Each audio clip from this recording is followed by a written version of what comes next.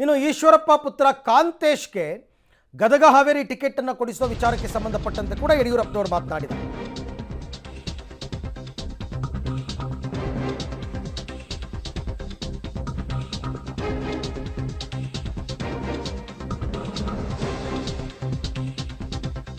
Eshwarappa ಪುತ್ರನಿಗೆ ticket ಕೊಡಿಸೋದಕ್ಕೆ ಶಕ್ತಿ ಮೀರಿ ಪ್ರಯತ್ನ ಮಾಡ್ತೀನಿ. ಈಶ್ವರಪ್ಪ ದೆಹಲಿಗೆ ಬಂದರೆ ಅಮಿತ್ ಶಾ ಅವರನ್ನು ಭೇಟಿ ಮಾಡಿಸ್ತೀನಿ.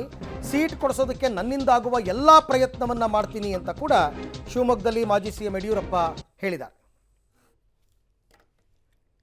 ಮಗನ ಬಗ್ಗೆ ನಾವು ಶಕ್ತಿ ಮೀರಿ ಪ್ರಾಮಾಣಿಕ ಪ್ರಯತ್ನ ಮಾಡ್ತಾ ಇದ್ದೀವಿ. ಈಗಲೂ ಕಾಲ ಮಿಂಚಿಲ್ಲ. ಅವ್ರಿಗೆ ನಾನು ರಿಕ್ವೆಸ್ಟ್ ಮಾಡ್ಕೊತೀನಿ, ಅವ್ರು ಬಂದರೆ ನಾನೇ ಅವ್ರ ಜೊತೆ ಕರ್ಕೊಂಡೋಗಿ ಅಮಿತ್ ಶಾ ಜೊತೆ ಮಾತಾಡಿಸ್ತೀನಿ. ನಮ್ಮ ಮಗನಿಗೆ ಸೀಟ್ ಕೊಡ್ಸೋಕೆ ಏನು ಬೇಕೋ ನನ್ನಿಂದ ಆಗೋಲ್ಲ ಪ್ರಾಮಾಣಿಕ ಪ್ರಯತ್ನ ನಾನು ಮಾಡೋಕ್ಕೆ ಸಿದ್ಧ ಇದ್ದೆ. ಬಂದರೆ ಜೊತೆ ಕರ್ಕೊಂಡೋಗಿ ಮಾತಾಡ್ಬೋದಪ್ಪ. ಅವ್ನು ದಯವಿಟ್ಟು ಹೇಳ್ತಾನೆ, ನಾನು ನಿಮ್ಮ ಮೂಲಕ ಅವ್ರಿಗೆ ರಿಕ್ವೆಸ್ಟ್ ಮಾಡ್ಕೊತೀನಿ, ದಯವಿಟ್ಟು ಬನ್ನಿ ಡೆಲ್ಲಿಗೆ, ನಾನೇ ಅಮಿತ್ ಶಾ ಜೊತೆ ಕರ್ಕೊಂಡೋಗಿ ಮಾತನಾಡಿಸ್ತೀನಿ. ಓಕೆ, ಈಗ ಹಾವೇರಿ ಲೋಕಸಭಾ ಕ್ಷೇತ್ರಕ್ಕೆ ಬೇರೆ ಬೇರೆಯವ್ರ ಹೆಸರು ಕೇಳಿ ಬರ್ತಾ ಇದೆ. ಬಸವರಾಜ ಬೊಮ್ಮಾಯಿ ಅಂತಾರೆ, ಅಥವಾ ಈಗ ಇವರು ಕೂಡ ಕಾಂತೇಶ್ ಅವರು ಕೂಡ ಅಪ್ಲಿಕೇಶನ್ ಹಾಕ್ಕೊಂಡಿದ್ದಾರೆ. BC ಪಾಟೀಲ್ ಅವರು ಕೇಳ್ತಾ ಇದ್ದಾರೆ. ಸೊ ಹಾಗಾಗಿ ಅವರಿಗೆ ಟಿಕೆಟ್ ಕೈ ತಪ್ಪುತ್ತೆ ಅನ್ನುವಂತಹ ಮಾತುಗಳು ಕೇಳಿ ಬರ್ತಾ ಇದ್ದದಕ್ಕೆ ನನ್ನ ಕೈಯಲ್ಲಾದ ಪ್ರಯತ್ನ ನಾನು ಮಾಡ್ತೀನಿ ಅಂತ ಯಡಿಯೂರಪ್ಪನವ್ರು ಹೇಳಿದ್ದಾರೆ.